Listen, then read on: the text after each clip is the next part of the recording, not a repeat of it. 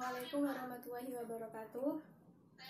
Di sini saya salah satu anggota dari kelompok 4 akan menjelaskan mengenai peran individu dalam situasi sosial. Di sini kami akan membahas 3 bab. Yang pertama yaitu pengertian dari situasi sosial, yang kedua pengertian dari situasi kebersamaan dan situasi kelompok sosial, dan yang terakhir yaitu peran individu dalam situasi sosial. Untuk saya sendiri, di sini saya akan membahas mengenai pengertian dari situasi kelompok sosial dan situasi kebersamaan. Situasi kelompok sosial yaitu situasi di mana dua individu atau lebih melakukan interaksi yang mendalam satu sama lain.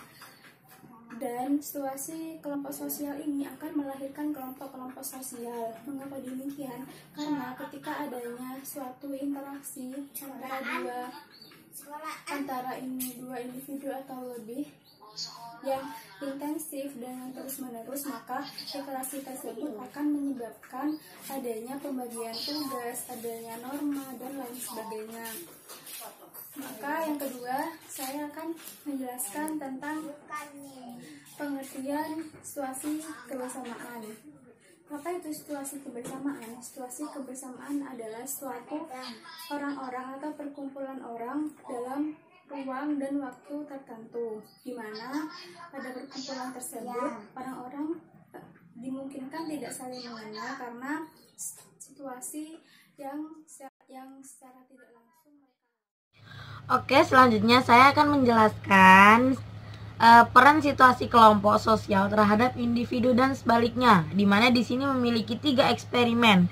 Eksperimen pertama yang dilakukan oleh F.H. Alpert, di mana di situ eksperimen situasi kebersamaan.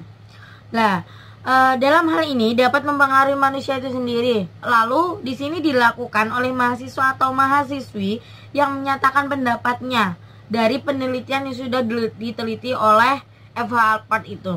Dari hasil penelitiannya itu bisa disimpulkan situasi sosial ada pada diri sendiri sudah mempunyai pengaruh tertentu terhadap kegiatan individu yang sudah dilakukan.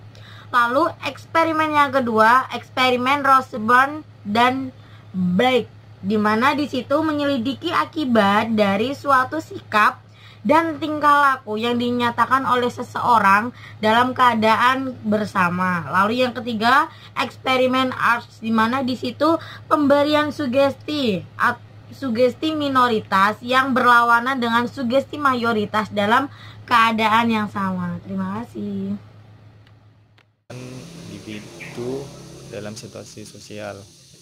Yang pertama ada pengertian situasi sosial, yaitu suatu kondisi tertentu di mana berlangsung hubungan antar individu yang satu dengan individu yang lain, atau terjadi saling hubungan antar dua individu atau lebih. Situasi sosial ini dibedakan menjadi 2, yaitu togetherness situation atau situasi kebersamaan dan group situation atau situasi kelompok.